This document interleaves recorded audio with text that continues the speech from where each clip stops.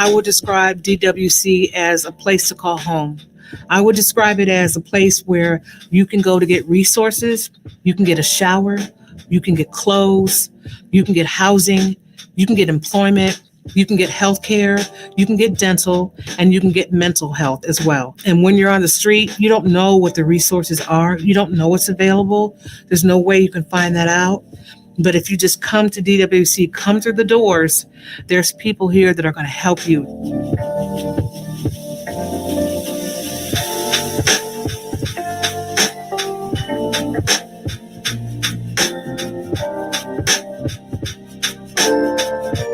I was living a regular life, and then I got into a domestic violence involved relationship. And that is the immediate cause of my exiting, being housed and into homelessness. Women oftentimes become victims. Women being trafficked, women being forced to sell drugs, women being raped, women being beaten, the police not believing them. It's scarier for a woman than it is for a man. Unlike men, we don't have many safety nets. Like the shelter I went to was mostly a men's shelter, and they didn't have much for women at all. At Downtown Women's Center, we believe that permanent housing is a human right. And without it, no one can have health care, no one can take care of their mental health, no one can pursue employment or thrive or be in community. There's no relaxing when you're outside and you're a woman. There's none. There is absolutely no safety without your own place, without a place to call home, without a door that you can lock. Coming to the Women's Center made me embrace what it means to be a woman. And it made me feel good about myself. Women feel safe here. They actually feel safe here. This is the only safe place we got here in Skid Row.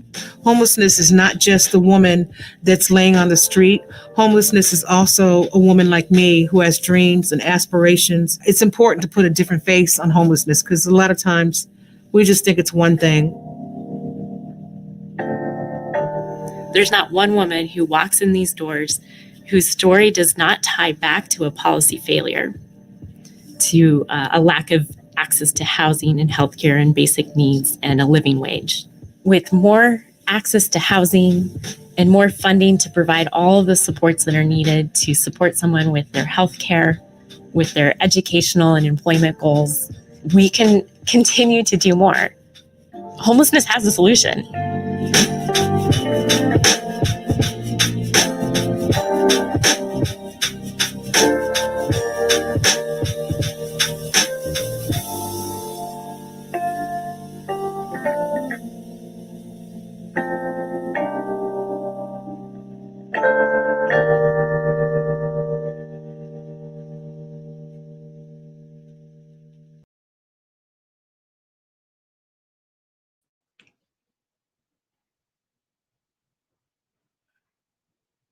Thanks everyone for signing on into our new virtual world so we can connect to celebrate DWC's Together Housed campaign.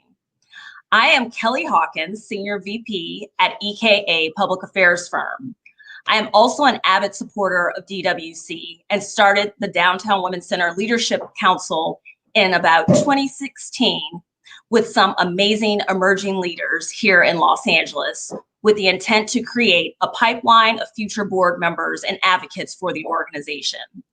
This evening, I'm excited to be joined by Michaela Conlin, whom you may recognize from her role as Angela Montenegro on the Fox drama series Bones. Michaela? Hi, Kellie, thanks. Well, as Kellie said, I'm Michaela Conlin. I'm an actor. I've lived in Los Angeles for many years. And I heard about DWC through a friend, and I started by donating clothing and toiletries whenever I could. And then I heard about their volunteer orientation program, and I was lucky enough to go through that.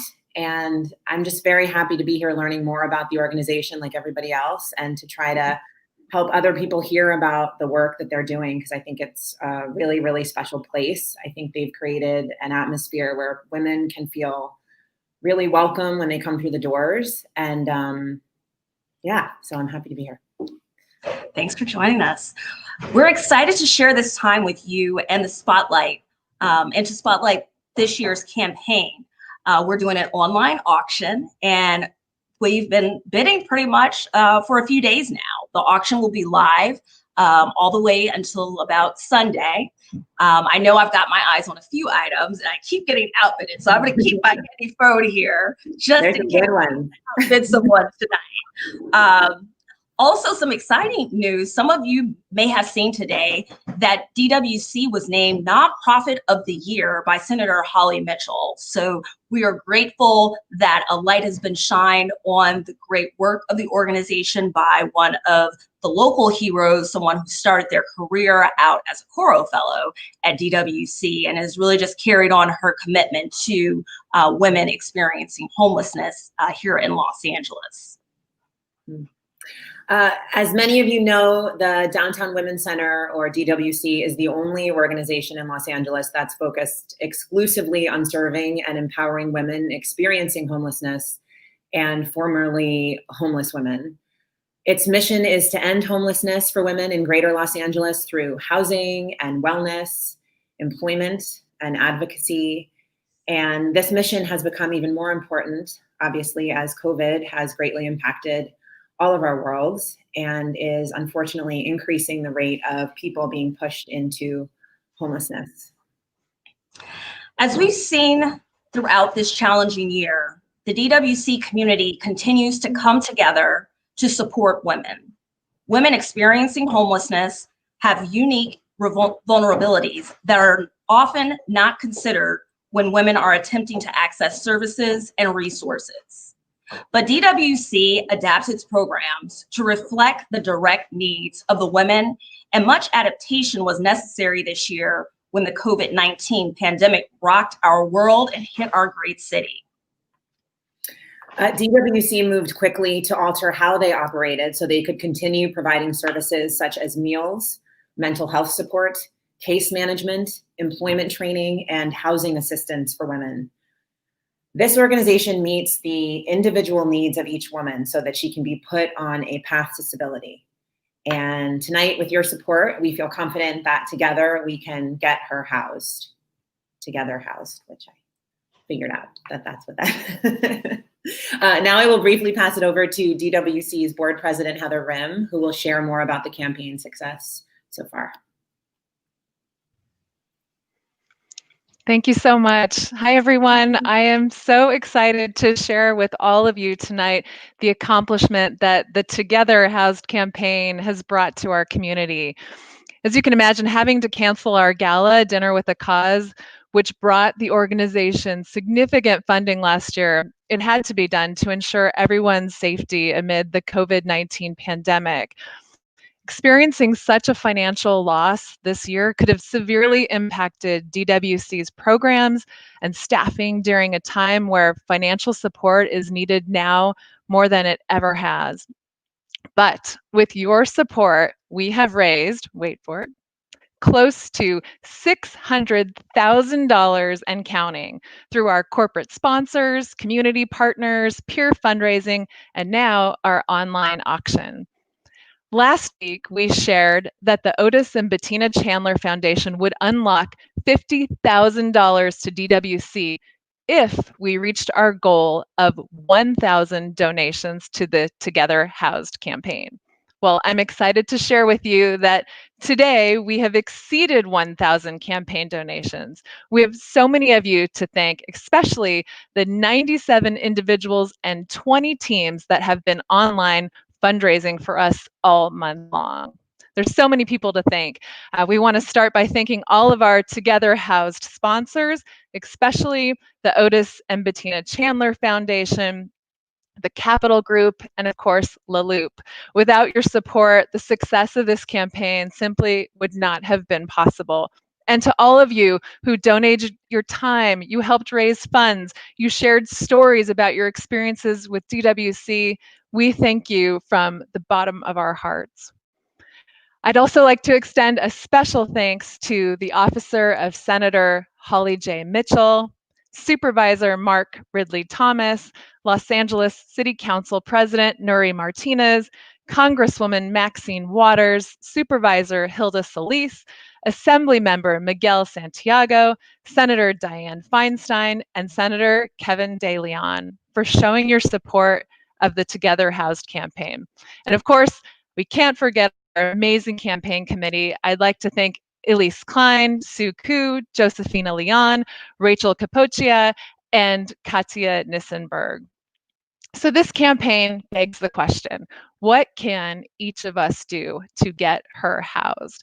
As DWC has advocated for, we can donate funds to programs that help end women's homelessness. We can spread awareness about issues impacting women in our community on social media. And we can have important and much needed conversations with our friends, with our family members, and with our colleagues about the root causes as well as the myths surrounding homelessness. We hope that you'll take part in any or all of these suggestions if you haven't already. And even if you have, which one will you continue to do? We hope that you'll also participate in our exciting online auction where all of the proceeds will go to fund DWC critical services for women in Los Angeles County. And these services are certainly in higher demand now due to the COVID-19 pandemic. You can also bid up until Sunday, the 27th at 8 p.m. Pacific time, so be sure and mark your calendars. Thank you again for your support and for joining us tonight. I'll now pass it back to Kelly, who will introduce DWC CEO Amy Turk and Senator Kevin De León. Thank you.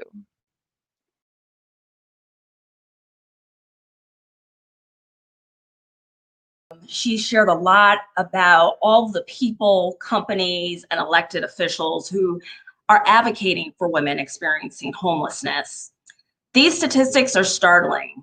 1 in 3 individuals experiencing homelessness in Los Angeles are women. There are currently 20,671 women experiencing homelessness, a 16% increase over the last year. Black and African American individuals accounted for a disproportionate 33.7% of the homeless population, compared to 7.9% of our share of the county's general population. With these numbers, many of us are compelled to ponder, how is LA working to combat homelessness in the midst of a pandemic, a crisis within a crisis? We're eager to hear from Kevin De León, District 14's council member-elect, and who also covers DWC once he takes office come December, and DWC CEO Amy Turk about their thoughts on this major public concern. Hi, Amy. Hello, Senator. Hi, Kelly. Good evening. Thank you both for joining us tonight.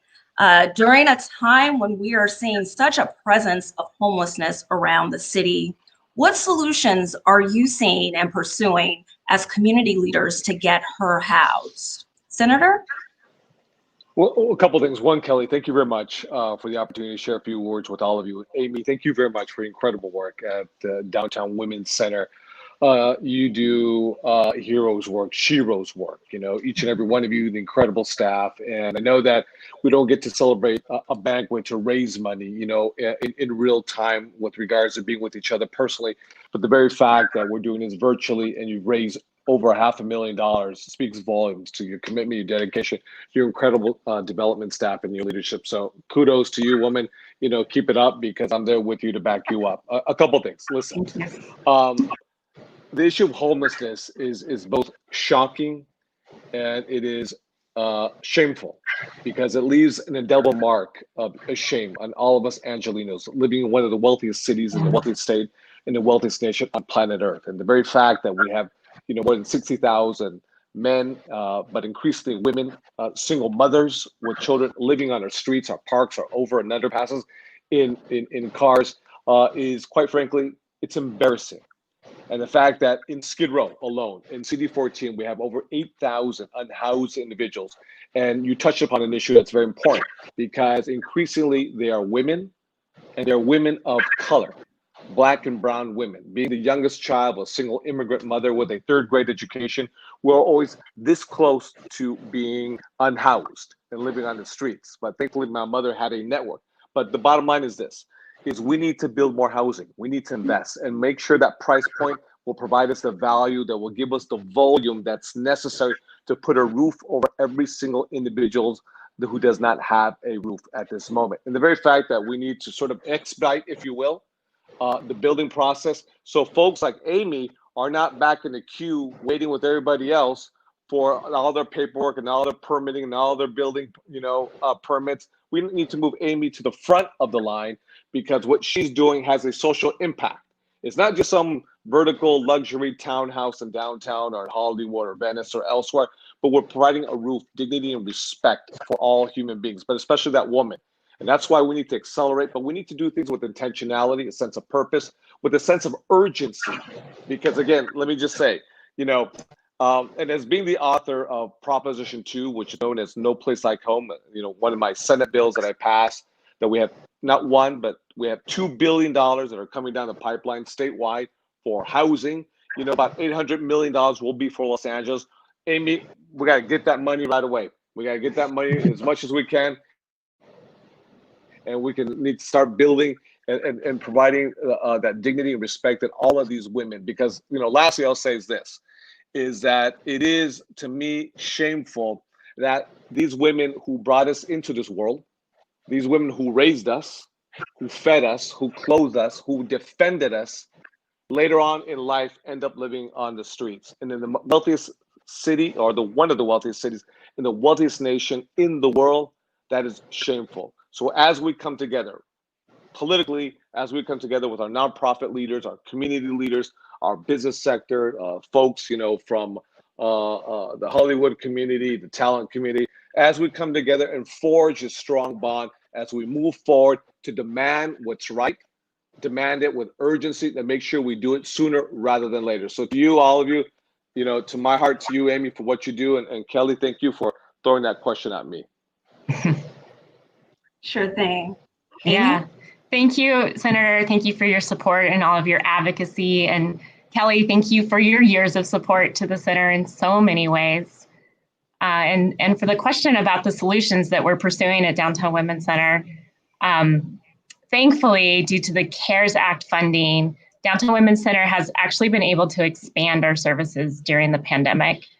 The creativity and flexibility of our staff members has just been astounding. And now we are literally providing 50% more meals for people. And the difference is they're mostly to-go meals. And we were providing meals with the help of 5,000 volunteers before COVID. And now we're doing it with a small and mighty chef team to meet the need. We're finding employment for women in sectors that are still hiring, including public health, namely contact tracers. So there's some good, employment pathways for people right now. We're also providing additional mental health services to the women. Obviously, this time is incredibly stressful for everyone. And we're so privileged to be a part of the Project Room Key initiative. We are currently supporting 60 women in a hotel that became vacant, and the county contracted with them as a part of the statewide initiative. This is a FEMA-supported initiative as well. And we've provided support to them, and we are finding them permanent housing now as their next step. And to the senator's point, we've really kept a laser focus on the permanent solutions, including the creation of supportive housing. Downtown Women's Center was the first provider across the nation in 1986 to open up permanent supportive housing for women. In 2010, we tripled the amount of units that we had to 119. And in the next 3 years, we're going to move from 119 units to 300 in 3 new buildings. And a large part of this is made possible due to the senator's work on the No Place Like Home initiative. And then lastly, we are so thrilled to announce a big win for Downtown Women's Center for the women that we serve. Our county board supervisor, Hilda Solis, will be bringing forward a motion that will recognize unaccompanied women, meaning women who are closed out of services that are predominantly geared for families, which is important, of course, but that does leave out many women. If this motion passes next Tuesday, Los Angeles will be the second county in the country to recognize unaccompanied women.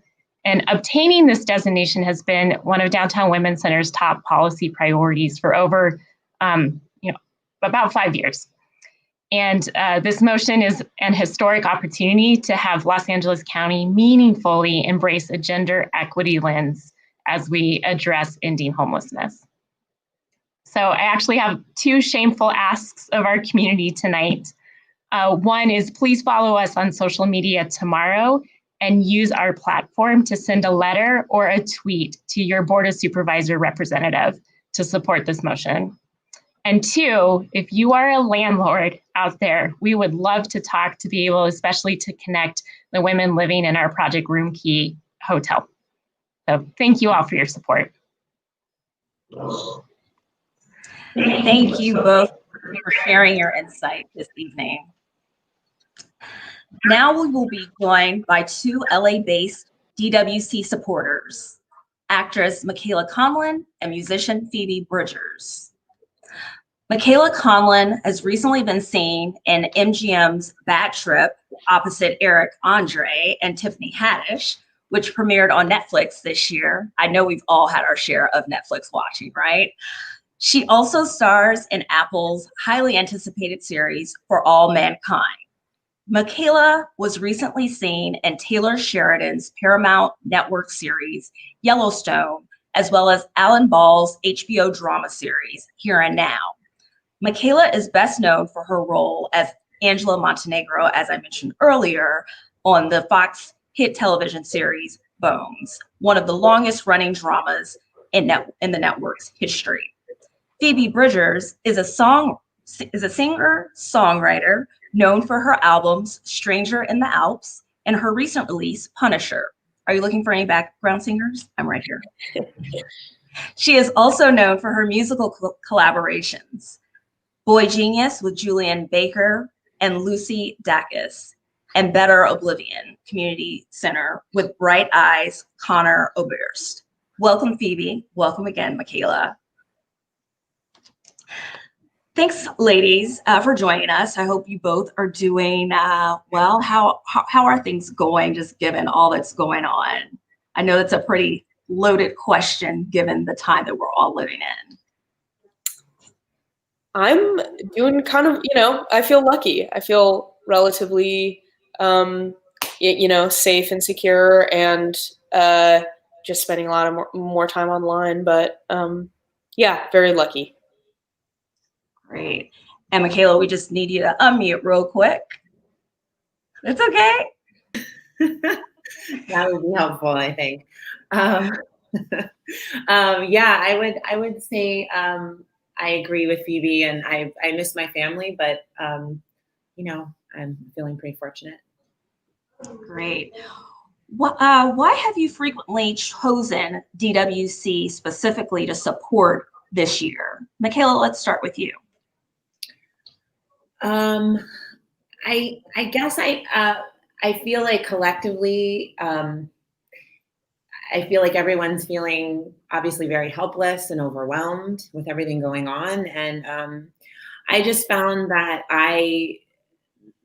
when I reached out to DWC about, ways that I could help, they were so responsive, and all the interactions I've had with them have been really wonderful. So I feel like it's sort of made me feel, oftentimes I feel like you don't really quite know how to help. And I feel like they've really been wonderful about that. And it's such a special organization that I think right now it feels like the right time to be telling people about them. So I guess, yeah. Certainly. And Phoebe? Yeah, I think like a lot of people at the beginning of the pandemic, I've been a fan and supporter for a long time, but I think at the beginning of the pandemic, I just thought of women experiencing homelessness kind of above all other people. And just, I was like, okay, I want to put my platform to good use and support people who know better than me and are organized. Because I think a lot of us were feeling kind of helpless, but it's, more organized people than myself. You're more organized than you both believe you are to be, let me tell you. Well, why is it important for you to use your platform for these types of social causes? Phoebe? I mean, it's just such an easy thing. I feel so lucky to be able to have it. It just feels kind of like a weird thing that can feel like a total time suck, and it can feel kind of pointless, the internet. But then, every time I open up Instagram Live and pick up a guitar, it's so easy to have a donate button. And the fact that it's just so easy made me feel like, why am I not doing this more? And it's just, I feel like I was kind of late to the game in discovering it, but this year it's been really exciting just seeing how devoted fans want to help and they care about the same issues that you care about. So it's just, it's like, why not? It's amazing. It's so refreshing. With your recently released album, Punisher, you basically asked for the listeners to donate before buying the record. And, I think maybe you can talk about some of the motivations behind that. Well, I think that with people's attention span, especially on the day of an album release or something, it's like they open a page and they're going to read what you put there because they're excited about hearing music. And I thought it was kind of a beautiful opportunity to direct people's attention to a great cause, and it totally works. And I'm totally going to do it every time now. It just, again, it's like a why not thing. I feel like it's just a no-brainer at this point. No, it's very exciting, and I think it's innovative and a smart way to leverage your platform. And Michaela, I know you've been doing some things with the center recently. Maybe you could talk about how you've been leveraging your platform as well. Yeah, I'm so inspired by you, Phoebe. I really struggle with social media on the whole. So I sort of have just come around to embracing it, really, because, we've been home and but we recently had some events, and I just thought it would be wonderful to donate the proceeds to them, and also inform all these people who might not know about the center about it. And so many people, it's like you said, Phoebe, so many people reach out and are like, thank you so much for telling me about this. I didn't know. And it's really inspiring because I felt that way. I was like, how can I help? What can I do? I live in Los Angeles. People from all around the world have been writing and saying that they donated money. I just think that's, it's really awesome to see, the reach of social media and what it can do. So I would feel remiss not to share it with people. So, what is giving you hope right now, Michaela? Oh gosh. I guess things like this are really, I think young people like Phoebe who are saying, when I'm releasing an album, you should also donate to nonprofits. I think that that's like pretty incredible. Trying to do things where you can feel your hand in something and help other people. And I think that that's very hopeful. Definitely, for sure. And Phoebe, what's giving you hope nowadays? Yeah, totally same as Michaela. I'm like, anything to feel involved and like you're forcing people's attention in a direction that you believe in, for one, but also, like Gen Z, literally, baby TikTokers and funny and amazing and revolutionary stuff I see all the time. And just the amount of people that when it really hits the fan are ready to hit the ground running and help. So true and so important. All of us can do something to help women in our community. And I think you both are doing a heck of a job. What can you do to encourage others to do to get her housed? Phoebe, you want to take that one? Yeah. I think, that I've had a lot of friends experience homelessness over my life, and I think that a big point for me is just kind of the embarrassment that comes with it, or maybe how long it took me to realize that one of my friends was going through that. So I think just like visibility and awareness is something I really want to focus on, because there are so many beautiful opportunities to help, and I think that a lot of us would help if we just knew who in our lives were needing it and when. So I think, again, it's like platform awareness and destigmatizing it. And Michaela, anything else you would like to add there? I mean, she answered that really well, but I mean, just telling lots of people about it. I think when we had the event recently, I was telling the actors on our show about it, and I think people really, like I said before, they want to know how they can help, and so I think just opening your mouth and using your platform and telling your friends and family is a really great way to start. And getting people to donate tonight on the auction. Definitely. Can you tell us about the auction item you donated this evening, Phoebe? Oh yeah, it's sweatpants. If you like sweatpants, they're really soft. I only wear them in my house because they have my name on them, but some really good sweatpants. And if you like records, there's some records in there. But yeah, just kind of like a fun merch pack. Great. We like merch. Is there anything you want to plug that we should, just be checking out relative to any of your new songs, new hits coming out? No, I would be plugging you guys. So yeah. So no new hits, maybe some indie rock, soft, slow jams coming at you, but nice. You guys are doing the work. Well, thank you both so much. Thank you for joining us tonight, Phoebe and Michaela. Looks like we have some more fun stuff to get into tonight, but thank you again, Phoebe, for joining us. Yeah. And we'd like to thank all of our special guests this evening. We hope you feel inspired now more than ever to help women in our community. Your gifts and support directly result in getting women housed. Now, we'd like to share another chance to support the Together Housed campaign. Dun, dun, dun, dun. Bidding on our online auction. Sorry, I'm not Oprah and I do not have a car. I'd like to highlight 5 exciting prizes with Michaela tonight that you can win. Bidding starts today, or actually started yesterday, and will run until Sunday, September 27th at 8 p.m. Grace, will you put some of the items up? Okay, so I mean, this pretty much says it all, but this is a pretty incredible opportunity to virtually hang out with and talk to the cast members of Insecure, which is, I think, one of everyone's favorite shows. So certainly. Join the cast of Insecure, including Issa Rae, Yvonne Orji, Jay Ellis, and Natasha Rothwell for a virtual meet and greet with cocktails, in case you have not already had one here this evening. You can bring up to 9 friends and ask questions about the show for a Q&A moderated by Insecure cast member and DWC volunteer and supporter, Natasha Rothwell.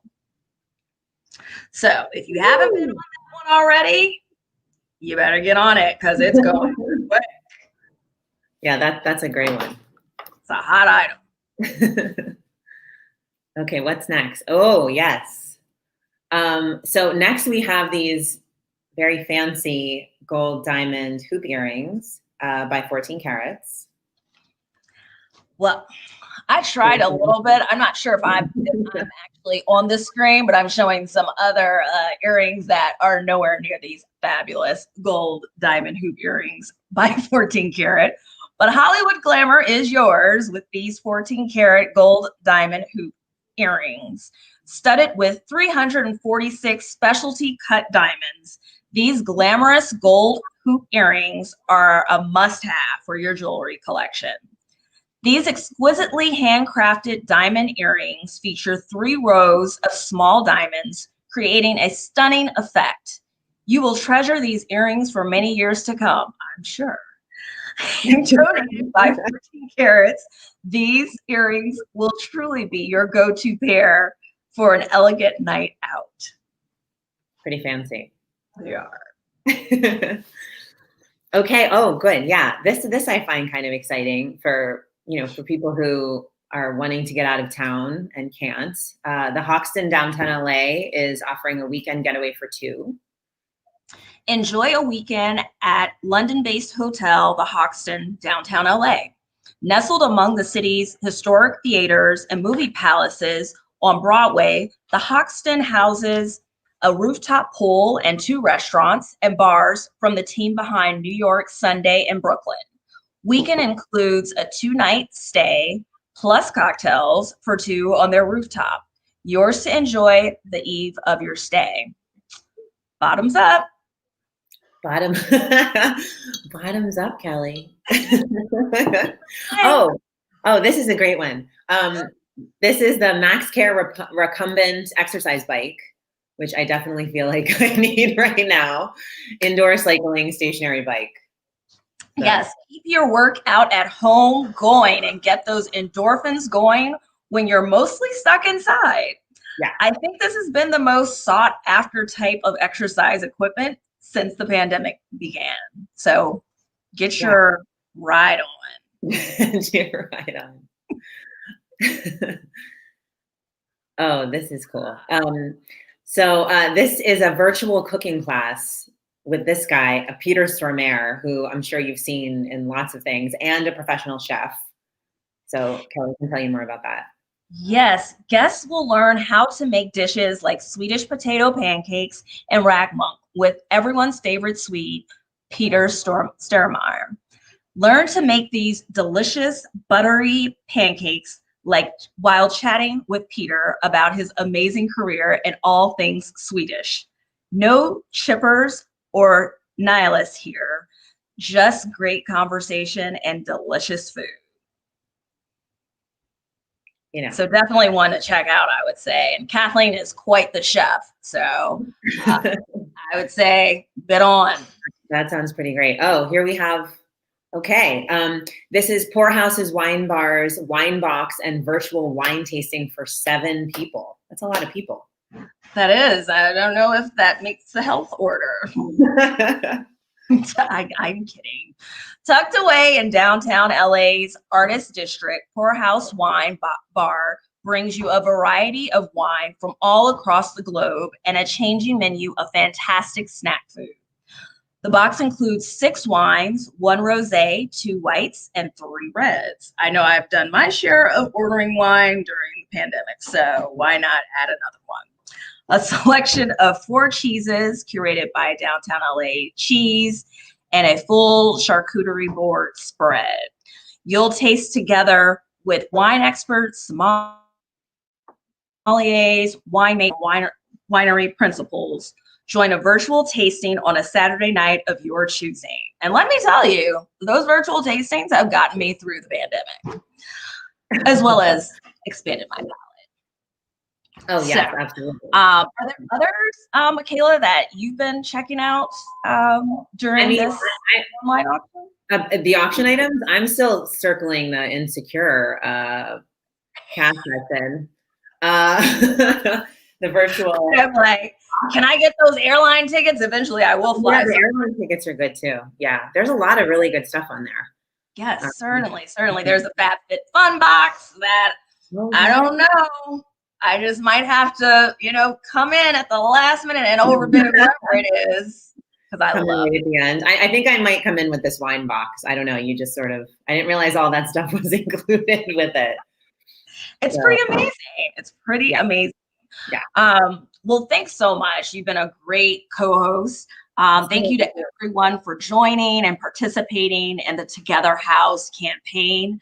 The online auction, remember, is live until Sunday, September 27th, and we hope that you will be able to participate. And if you're not up for bidding on an item, donate to the center, because guess what? They're doing great. great work. They really are. So Michaela, is there anything else you'd like to share with folks before we wrap up? I don't think so. I just, I think everybody should check out what Downtown Women's Center is doing. It's a really, really special place. And yeah, I think we said a lot tonight. All right. Well, thanks everyone and have a great night. Thank you for supporting us. Thank you so much, everyone.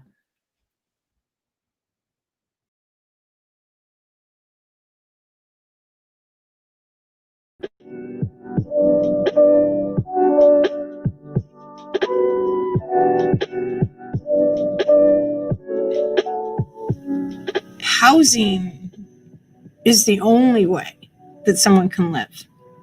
And housing specifically for women targets a population that is sometimes overlooked or sometimes pushed out of the way. When I was homeless, I didn't feel like just a person at all. When I became housed, I felt normal. I felt like an actual person, a part of society. And without being housed, I couldn't imagine where I would be right now, to be honest. I never felt safe when I was outside. I never felt safe until the day I walked into my permanent supportive housing and could lock the door. Having a home builds stability. Once you have that home, that base, if you will, then you can conquer whatever's out there. In my time in working in homeless services, our sector has shifted to what's called a housing first model. We did that when we learned that it was actually cheaper and more effective to house people as fast as possible. DWC has a program called Rapid Rehousing where they help women. They help me. That's how I got into my apartment. And it was like okay, we're going to pay this much of your rent, you pay that much. And then we're going to pay this much, you pay that much. So it kind of lifted me up and it built me up. So it's like, you know what, I can do this. Permanent supportive housing works. For real, 100%. It is a cost saver, studies have shown, and for a person who went through it, it is the only reason I truly believe that I am no longer homeless. That's why I'm in the work that I do, because there's so many women still out there, still suffering, and still waiting.